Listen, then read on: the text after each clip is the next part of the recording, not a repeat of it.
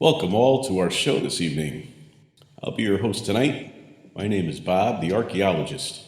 I'm more like an amateur archaeologist, or not really an archaeologist at all. Anyway, here we are.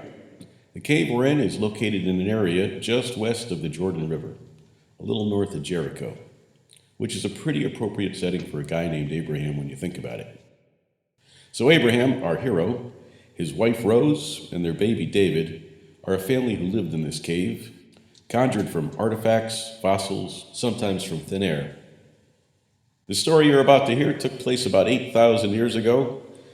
It was inspired by the discovery of some pretty amazing cave drawings. Full disclosure, some of the drawings you'll see tonight are not historical, but rather live renderings of pictures that look like they might have been drawn a long time ago. However, at least some of the paintings you'll see are pretty good replications of the actual cave art. They're anywhere from 6,000 to 12,000 years old, and when you see them, you'll hopefully be struck like I was with how good some of these ancient artists were. Lucky for you, and for the actual artists' reputations, they weren't represented by anything I would have drawn. Like, for instance, and this is what us archaeologists have been finding in caves all over the world.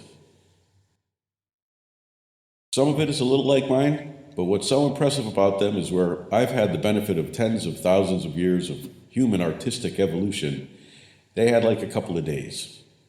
If you consider that art is a good measure of culture and social savoir-faire, then I'd say that these folks from 10,000 years ago were pretty damn savvy, even savvier than us in many cases.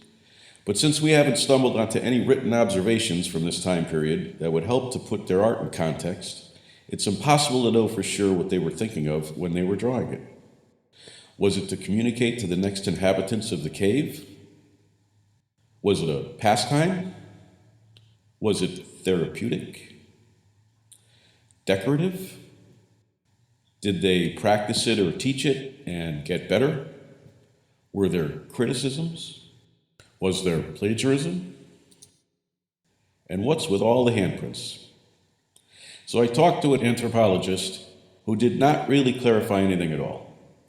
The scientists who debate these questions all have some pretty reasonable theories. One of my favorites is that the drawings seem to be located in the parts of caves where sound is particularly vibrant, and that the sounds or music and the pictures were a social event for them.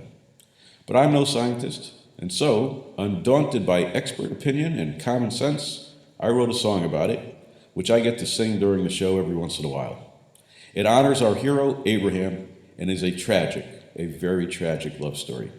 Please enjoy it and the wonderful art that inspired it. We're going to go ahead and turn out the lights now, but just so we can turn them back up again. Thanks for coming.